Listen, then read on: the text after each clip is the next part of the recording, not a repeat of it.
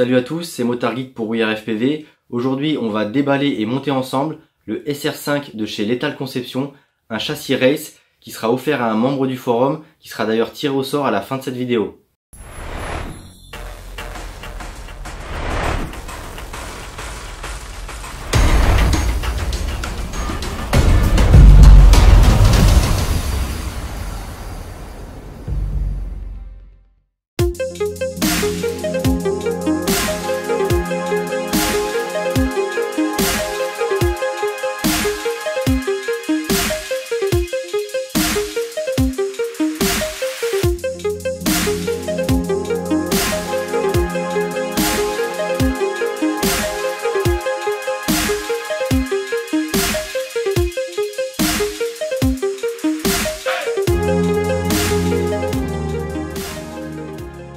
Donc voilà le packaging du fameux SR5 de chez Lethal Conception.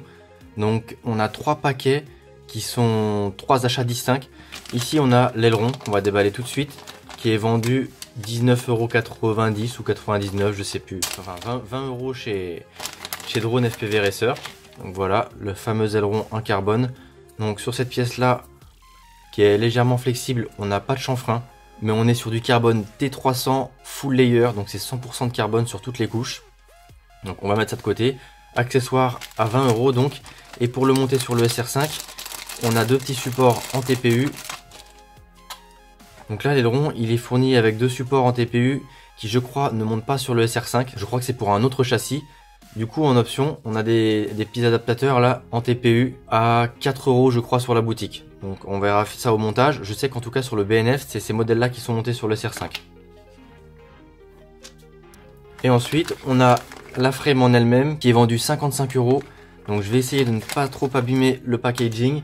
J'ai déjà un peu enlevé correctement les agrafes puisque c'est le cadeau du concours des 1000 abonnés sur le forum. D'ailleurs vous étiez pas mal, hein. Je crois qu'on approche des 1200 inscrits maintenant. Donc j'espère qu'il y en aura quand même quelques-uns qui resteront participer un petit peu et qui sont pas venus là que pour gagner le châssis. Donc on retrouve le joli logo. Enfin joli, ça dépend des goûts. Moi j'aime bien il est pas spécialement joli, mais il est fun et original. Le logo Lethal Conception. De l'autre côté, on retrouve le modèle, la couleur j'imagine de la visserie ou des entretoises. Et c'est tout. Donc là on a le petit carton qu'on va enlever. Ici on a un petit accessoire antidérapant, très certainement pour mettre la lipo. On va le mettre de côté. Et donc on retrouve la frame dans la boîte. On va regarder ce qu'il y a dedans. Hop. Donc on retrouve un autocollant que j'avais mis là-haut pour la vidéo. Voilà, tout est sorti. Donc c'est en vrac. On retrouve un strap à lipo Lethal Conception qui sont les mêmes que Drone FPV Racer, avec le côté antidérapant pour la lipo et qui sont quand même très très solides. Moi vraiment j'utilise très régulièrement les drones FPV Racer et j'ai pas encore réussi à en péter. Ensuite on a le support pour la caméra FPV réalisé en TPU, donc rouge comme c'était indiqué sur la boîte. Et à vrai dire je sais pas quelles couleurs sont disponibles dans le shop, il faudra que je regarde, je vous le mettrai dans l'article. Ensuite on a très certainement un support d'antenne. Ouais, ça ressemble au support des antennes TBS, mais on peut y mettre une antenne classique au format SMA ou RP-SMA. Et là on a toute la visserie ainsi que des entretoises et des vis en nylon pour faire le montage de l'électronique, donc ça c'est pas mal. 4 entretoises qui mesurent 25 ou 27 mm de mémoire, on les mesurera.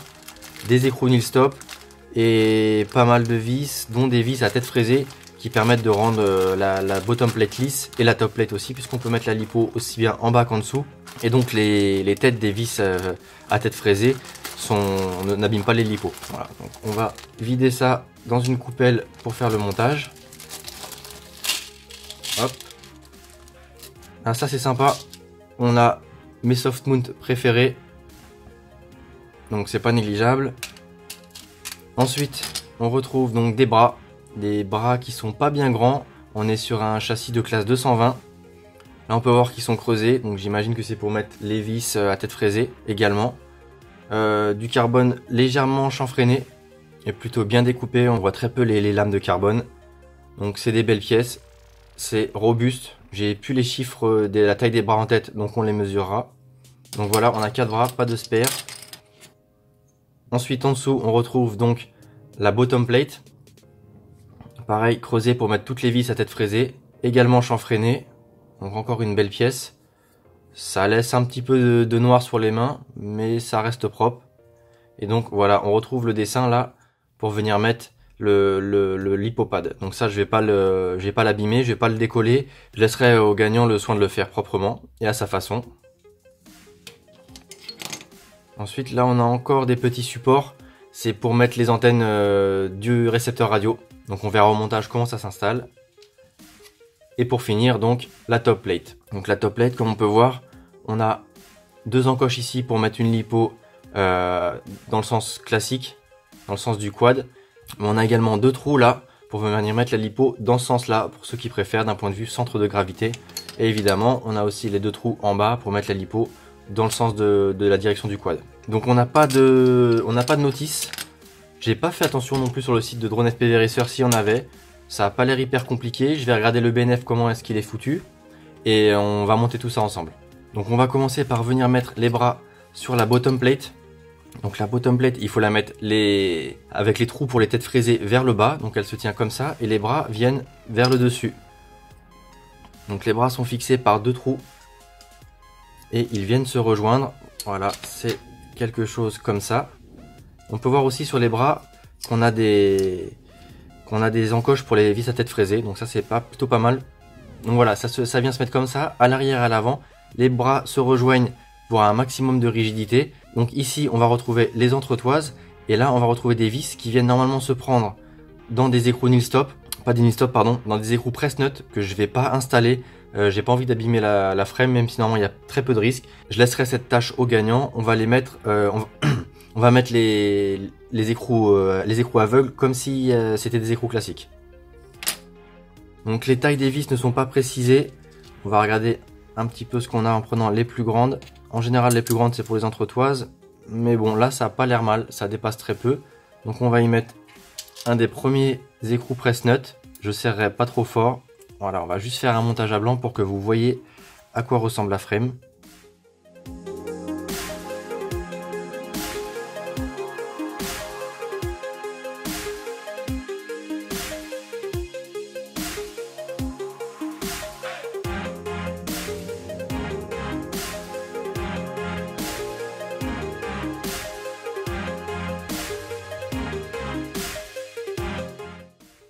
Donc voilà, les 4 bras sont installés. Je sais pas si on se rend bien compte, mais ce sont des bras en stretch. Donc ils sont rapprochés sur cet axe-là, histoire de vivifier le roll et d'amortir le pitch. Donc ça, c'est ce qui est indiqué sur la fiche produit de Drone FPV Racer, qui correspond pas exactement à ce que j'ai pu comprendre de la vidéo de Kabab que je vous ai déjà mis dans une petite fiche sur la vidéo des Pirate Frame. Donc je vous la remettrai en description ou en fiche aussi. Mais il faut le savoir, c'est une géométrie en stretch. Donc là, si on regarde quand même, je me suis pas attardé sur la bottom plate, mais on peut voir qu'on a 2 types de perçage. Donc comme ça, on peut choisir de l'électronique au format 20 par 20 ou au format 30,5 par 30,5. Donc ça, c'est polyvalent, c'est bon à noter. Donc ensuite, il faut installer les entretoises. Donc les entretoises, j'imagine qu'elles viennent avec les très longues vis pour venir prendre l'épaisseur des deux plaques de carbone qui sont faites par les bras et la bottom plate, et ensuite bien rigidifier l'entretoise. Donc on va installer ça, comme ça les bras arrêteront de bouger.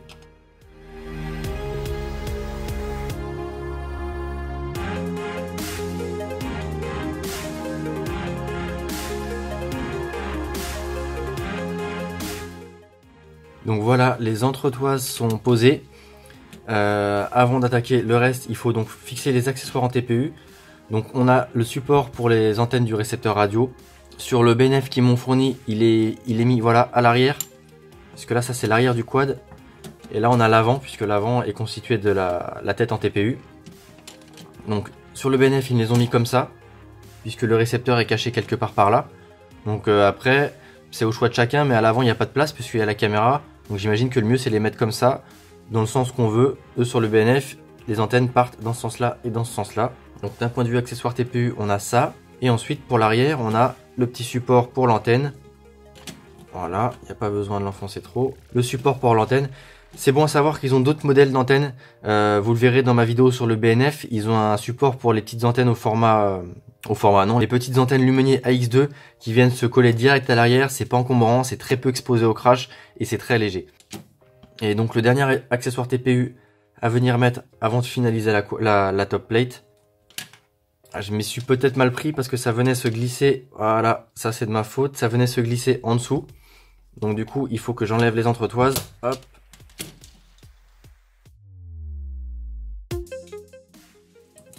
Voilà, il faut mettre les entretoises directement dans le TPU. Hop. Même chose ici. Et ensuite, du coup, les vis vont descendre un petit peu. Voilà. Et on vient caler la tête en dessous, qui vient prendre en sandwich du coup les bras et la bottom. Voilà. On peut voir en dessous comment ça se passe. Et là, on n'a plus qu'à visser.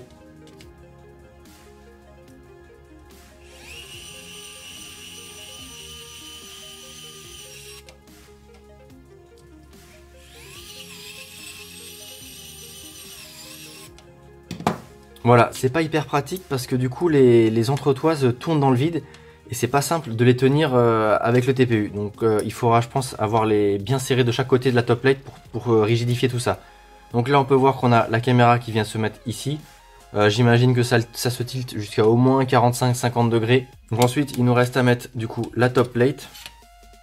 La top plate elle se met dans ce sens là, voilà, avec les encoches pour les vis à tête fraisée sur le dessus.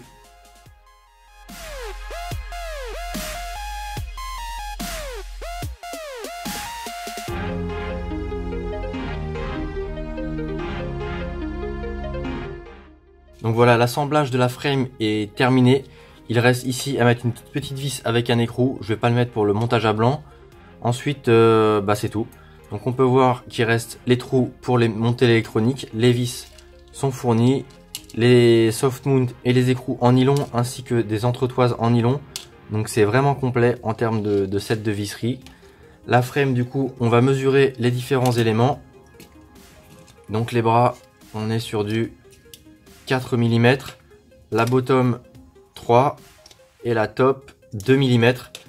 On peut peut-être s'attarder un petit peu sur l'extrémité des bras. Donc voilà, c'est fin mais quand même protégé au bout en cas de choc, donc ça c'est pas mal. On est sur du 16 par 16 en 22XX en termes de taille de moteur.